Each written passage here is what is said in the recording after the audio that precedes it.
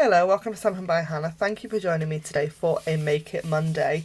This is a version of a swap that I took to Telford Stampin' Up on stage local at the weekend. I say a version because I can't show you exactly what I took because it's got new product on it that I can't show you yet. But this is a version of, and I'm going to show you how to make it.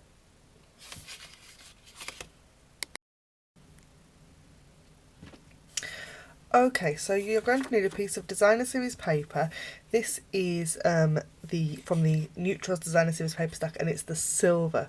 So it's got an ever so slightly metallic quality to it.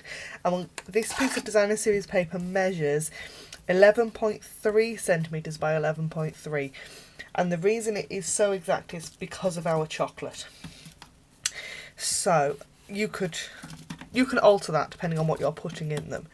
So we're going to insert this into the envelope punch board at 5.7 centimetres. Now I don't normally use the centimetre measures. I try and use the inch measurements on my envelope punch board, but because I've ended up with centimetres for this, I've ended up needing to use the centimetres bit down here. However, 5.7 centimetres is about 2¼ inches.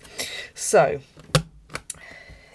in there, punch and score, and then we're going to rotate by 90 degrees, and then this score line that you've just created lines up with that little nubbiny bit on your board. So we're going to punch and score again and repeat on all 4 sides of our project. Now the great thing about the envelope punch board is that it's 2 punches in one, because if you then turn it around, this side of your board is also a punch that rounds the corners. How awesome is that? Two jobs, one tool.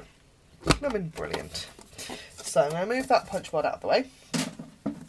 I'm just going to fold and score on all of these here.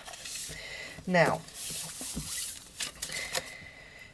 I'll put my chocolate in like that and wrap these around like so. And the way I'm going to adhere them together is with glue dots. So grab my paper piercing tool, pokey tool, whatever you like to call it. I'm going to put one down and put a glue dot on, and then fold the other one up. And then do the same with the other side. So I'm going to fold the other side in, put the glue dot on, and then put the other one down like that. And that's formed a sort of little pocket. We've got a very loose envelope. And this is the point where that's exactly how the ones that I'm going to give out, or have given out at Telford, are going to be. But because I can't show you what I'm putting on these, I've then grabbed for one of my favourite floral stamp sets with coordinating dies, and that's Flower Patch, and the coordinating Flower Fair framelets that we're going to put on these instead. I will show you, when I can, I will show you what I have put on these. But I'm still embargoed, is that the right word? I can't show you what's on them. I'm really sorry, I can't. So I've already done my bit of die cutting with the Flower Fair, and I've got most of it's the flowers are Whisper White. These are in Pear Pizzazz, and I've got a crushed curry flower centre, and then I've got the stamp. So I'm going to do my leaves first, and these are going to be tone on tone. So grab out my leaf stamp, and I don't need this to be super precise, so there's a decent border on these stamps and dies, so that you don't have to be exact with it by any stretch of the imagination. I'm going to grab my Sweet Sugar Plum, and I've got my Stampin' Pierce mat for this bit, because this is quite a large solid stamp. I find with mine I need this mat, I need that extra bit of cushion. Okay, so I've already done my die cutting and I've got my large flower and the matching stamp. And to line these two up, you need to find the point where they match, basically. And the easiest way to do this on this die cut, you can see that these have all got an extra knobbing in, but that one hasn't. So I'm just going to line that up with the same point on my stamp, which of course have got something on it. I'll try that again.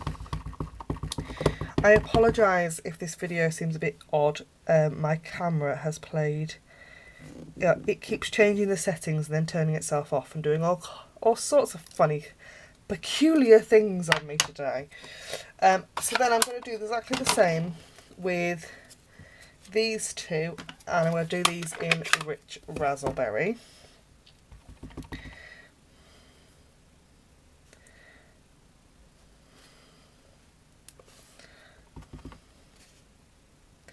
And if you've not got a camera in the way, it's much easier to line things up.